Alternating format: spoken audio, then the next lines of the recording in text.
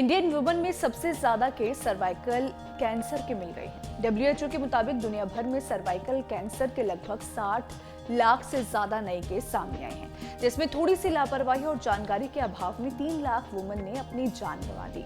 Woman यूट्स के सबसे नीचे वाले हिस्से सर्विक्स यानी गर्भाशय ग्रीवा की सतह पर होने की वजह से इसको सर्वाइकल कैंसर कहा जाता है। नमस्कार, मैं हूं आपके साथ ईशा नेगी और आप देख रहे हैं सवाल सेहत का। इस वीडियो में हम आपको बताएंगे कि वुमन सर्वाइकल कैंसर कैसे होता है और क्या इसको जूम कर भी पता लगाया जा सकता है। साथ ही general physician doctor Arun Pandey से जानेंगे कि कैसे होता है इसके बचाव, और इसके साथ ही जाते जाते वीडियो में आपको मिलेगी एक हेल्थ टिप्स जो ला सकती है आपके जीवन में खुशियां। मैं डॉक्टर अरुण पांडे। आज मैं बात करने वाला हूँ वेजाइनल इन्फेक्शन। तो वेजाइनल इन्फेक्शन होता क्या है? वेजाइनल इन्फेक्शन कोई भी इन्फ्लेमेशन, कोई भी स्वेलिंग, अगर मैं कहूँ इचिंग, या फिर कोई वाइट डिस्चार्ज, थिकी वाइट डिस्चार्ज अगर वेजाइना से आ रहा है तो ये सिम्टम्स हो सकता है, अर्ली साइन हो सकता है वेजाइनल इन्फेक्शन के। बात करते हैं कि वेजाइनल इन्फेक्शन कैसे हो सकता है। तो वेजाइनल इन्फेक्शन के बहुत सारे टाइप हैं। उसमें बैक्टीरियल वेजाइनल इन्फेक्शन हो सकता है, इसका इन्फेक्शन हो सकता है, ट्राइकोमोनियासिस हो सकता है, और फंगल इन्फेक्शन हो सकता है, या फिर पैरासाइटिक इन्फेक्शन हो जाता है। तो बैक्टीरिया, वायरस, फंगस और पैरासाइट ये सभी तरीकों से वेजाइनल इन्फेक्शन हो सकता है। और ऐसे वेजाइनल के अंदर से सफाई करना चाहिए या नहीं करना चाहिए, तो वेजाइनल डाउचिंग जिसको कहते हैं, वेजाइनल डाउचिंग किया जाता है, किया जा सकता है। और जो ये पहले से बने हुए मेडिकल स्टोर पर भी डाउचिंग के लिए मिल जाते हैं, लेकिन ये बहुत ही ये कई लोगों में अनसेफ भी होता है। इसलिए होता है कि इससे इन्फेक्शन और अंदर तक जा सकता है और इन्फेक्शन आपके शरीर के अंदर और ज़्यादा प्रवेश कर सकता है। तो डाउचिंग हमेशा ये नहीं मैं कह सकता कि हमेशा सेफ है, लेकिन डाउचिंग किया जाता है। इरिगेशन जिसको कहते हैं, वेजाइना को साफ करने का एक इरिगेशन है, उसको डाउचिंग प्रोसीजर कहा जाता है। और कुछ महिलाओं में ये अनसेफ नहीं होता है। वेजाइना में इचिंग या खुजली होना ये संकेत करता है कि कोई इन्फेक्शन या कोई और डर्मेटाइटिस टाइप का या फिर कोई स्किन डिजीज वहाँ पे तो नहीं है। अगर वेजाइना में खुजली हो रही है तो ये अर्ली साइन हो सकता है वेजाइनल इन्फेक्शन का।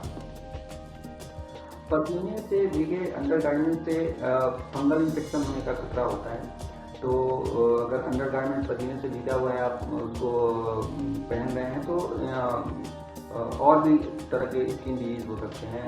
फंगल इन्फेक्शन में से मोस्ट कॉमन है। फंगस हमारे स्वेटिंग वाले एरिया पे फंगस इन्फेक्शन होने का ज़्यादा खतरा होता है।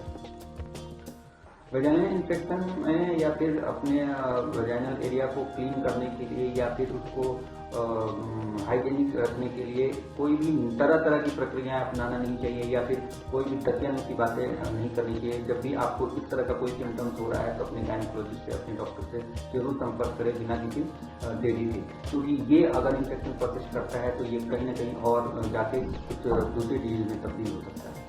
बात होती है कि क्या कैंसर को या फिर वेजाइनल कैंसर को या फिर क्या ये सर्वाइकल कैंसर, सर्विक्स के कैंसर के को ढूंढ कर बताया जा सकता है। तो जो वेजाइनल कैंसर या सर्वाइकल कैंसर का जो सिम्टम्स है अर्ली, तो इसमें heavy discharge, bad smell, bad order, या जिसको बहुत ही दुर्गंध वाली वो स्राव होता है, तो ये पता लगाया जा सकता है कि शायद ये उस डायरेक्शन में या सर्वाइकल कैंसर की तरफ है। अगर बहुत ज़्यादा हैवी डिस्चार्ज हो रहा है या फिर वो बहुत या हैवी डिस्चार्ज के साथ साथ बहुत ही बदबू वाला वो डिस्चार्ज है, तो एक साइन ये है कि ये सर्वाइकल कैंसर की तरफ इंडिकेट करता है। सर्वाइकल कैंसर में ब्लीड क्यों होता है, ब्लीडिंग क्यों होता है? तो सर्वाइकल कैंसर जब भी कोई सेल्स, जब सर्वाइकल कैंसर होता है, जब भी कोई सेल्स ऑक्सीजन की कमी होती है, ऑक्सीजन की कमी के कारण कुछ सेल्स मरने लगते हैं और वो इन्फेक्शन कॉज कराते हैं। जब अगर कोई भी सेल हमारे बॉडी के अंदर मरने लगेगा तो वो इन्फेक्शन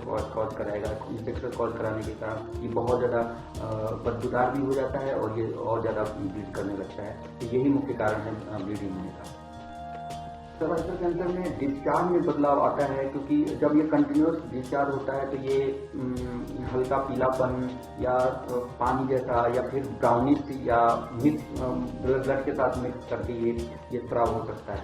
अब ये अगर स्राव हो रहा है, जैसे मैंने बताया, ये पेल हो सकता है, यानी थोड़ा सा येलोइश वाटरी हो सकता है, थिक हो सकता है, ब्लड से मिक्स हो सकता है, तो इतने तरह के कलर हो सकते हैं। और जब भी इस डिस्चार्ज के साथ फाउल स्मेलिंग होती है, ये कहीं ना कहीं इंडिकेट करता है कि सर्वाइकल कैंसर तो नहीं है।